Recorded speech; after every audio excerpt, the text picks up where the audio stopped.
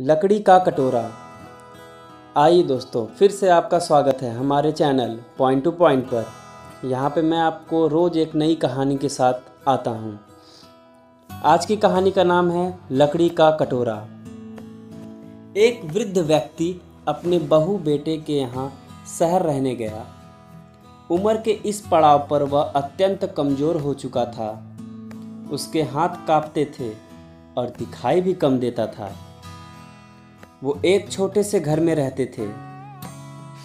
पूरा परिवार और उसका 4 वर्षीय पोता एक साथ डिनर टेबल पर खाना खाते थे।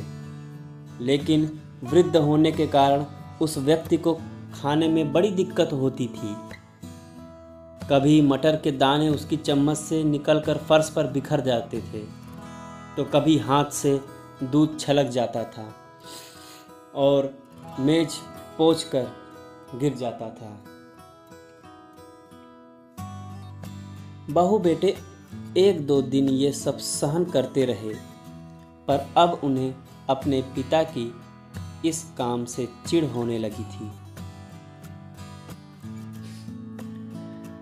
हमें इनका कुछ करना पड़ेगा, लड़के ने कहा।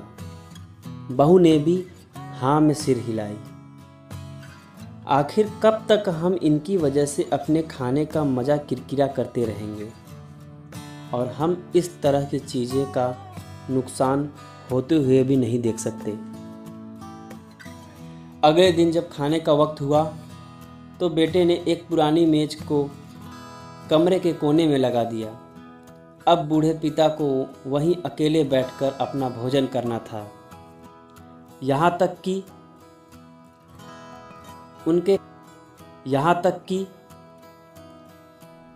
उनके खाने के बर्तनों की जगह एक लकड़ी का कटोरा दे दिया गया था, ताकि अब और बर्तन ना टूटे फूटे। बाकी लोग पहले की तरह ही आराम से बैठकर खाना खाते थे और जब कभी कभार उस बुजुर्ग की तरफ देखते तो उनकी आंखों में आंसू दिखाई देते। यह देखकर भी बहू बेटे का मन नहीं पिघलता। वो उनकी छोटी से छोटी गलती पर ढेरों बातें सुनाते थे। वहाँ बैठे बालक भी यह सब बड़े ध्यान से देखा करते थे और अपने में मस्त रहते थे। एक रात खाने से पहले उस छोटे बालक को उसके माता पिता के जमीन पर बैठकर कुछ करते हुए देखा। तुम क्या बना रहे हो? पिता ने पूछा। बच्चे ने मासूमियत से उत्तर दिया, अरे मैं तो आप लोगों के लिए एक लकड़ी का कटोरा बना रहा हूँ, ताकि जब मैं बड़ा हूँ तो आप लोग इसमें खा सके। और वह पुनः अपने काम में लग गया। पर इस बात का उसके माता पिता पर बहुत गहरा असर पड़ा। उसने मुंह से एक भी शब्द नहीं निकला और आंख से आंसू बहने लगे। वे दोनों बिना बोले ही समझ चुके थे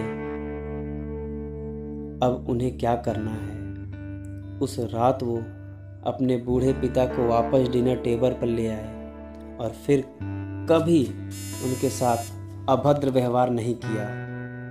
धन्यवाद दोस्तों। और भी ऐसी मोटिवेशनल कहानी, नैतिक शिक्षा भरी कहानी के लिए हमारे YouTube चैनल पर बने रहें।